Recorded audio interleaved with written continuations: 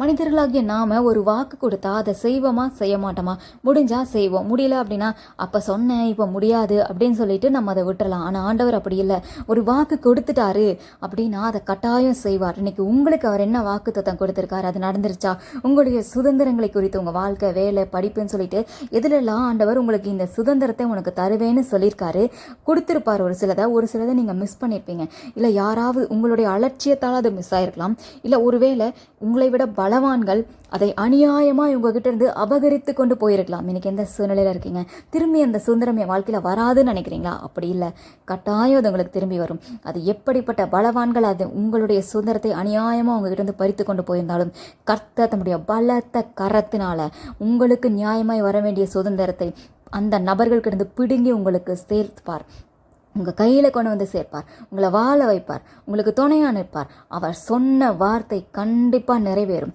நம்ம ஜெபம் பண்ணுறோம் கேட்குறோம் அப்படின்றதுக்காக இல்லை, அவர் சொன்னால் கட்டாயம் செய்வார். ஒருவேளை பெற்றுக்கொள்ளக்கூடிய நீங்கள் ஆயத்தமாகாமல் இருந்தால் உங்களை ஆயத்தப்படுத்தி தயார்படுத்தி அதை உங்கள் கையில் கொண்டு வந்து சேர்ப்பார். இனி அலட்சியமாக இருக்காதீங்க.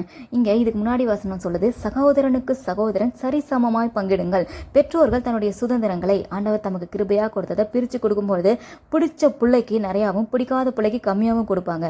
இன்னும் ஒரு சிலர் இருக்காங்க, பிடிக்காத பிள்ளை கொஞ்சம் கம்மியாக ஒரு பிள்ளை ஃபேவரட்டாக இருக்கும், இன்னொரு பிள்ளை கொஞ்சம் ஃபேவரட்டாக இவங்க வச்சுருப்பாங்கல்ல.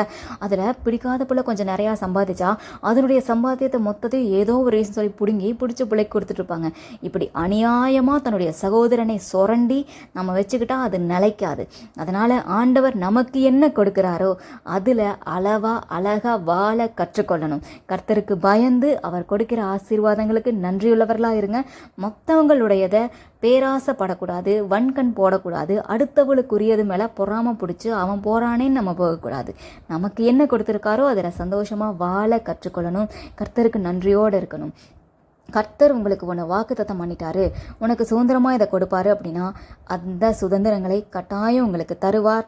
அது அபகரிக்கப்பட்டிருந்தாலும் கர்த்தர் நீதி செய்து அதை உங்களுக்கு திரும்ப உங்களை வந்து சேரும்படி செய்வார். கர்த்தரை சார்ந்து கொள்ளுங்கள், அவர் வாக்கு மாற மாட்டார்.